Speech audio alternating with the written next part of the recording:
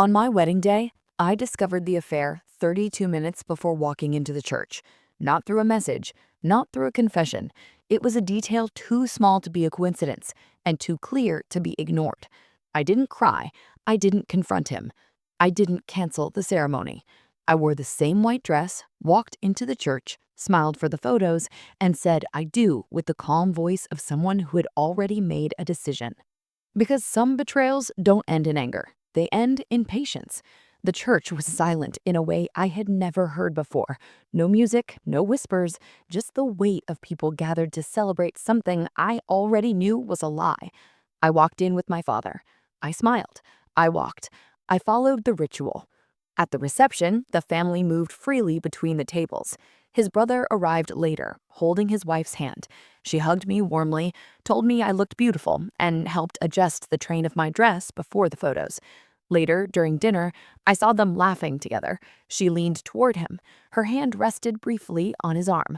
Nothing unusual, nothing that drew attention. The music was loud. People were distracted. I looked away. After the wedding, life continued normally, at least on the surface. Breakfasts, work conversations, family dinners.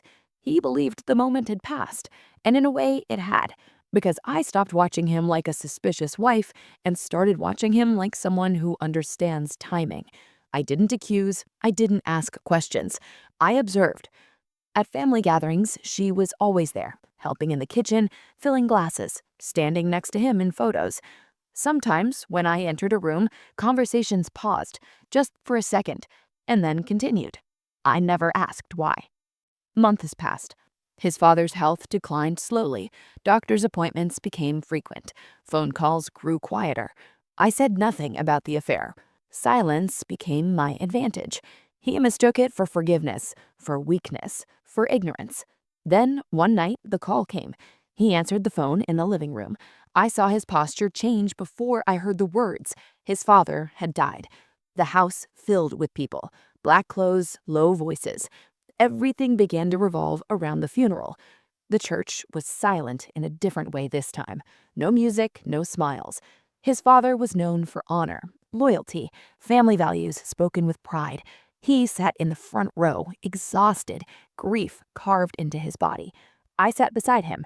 When the priest spoke about legacy, I stood, not abruptly, not emotionally. I didn't choose the funeral out of cruelty.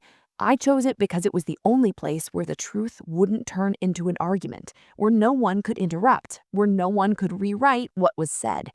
I spoke calmly. I said the man we were burying believed that loyalty wasn't a promise, it was a duty. That betrayal doesn't stain just one marriage, it stains families.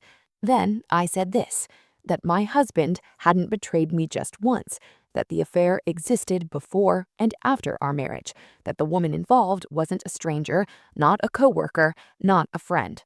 She was family. The silence that followed was suffocating. Then his brother stood up, slowly, deliberately. He looked at his wife. He looked at me, then at him. He said, "You stood next to me at my wedding, and you slept with my wife." The punch came without warning, clean, direct. My husband was thrown backward against the pew. The air filled with gasps. Someone screamed. No one moved to help him. I sat back down, not shaking, not relieved, still, because in that moment, the truth no longer belonged to me. It belonged to everyone in that room. Some endings come with screams, others come with tears. Ours came with silence, and with a lie that was finally no longer protected.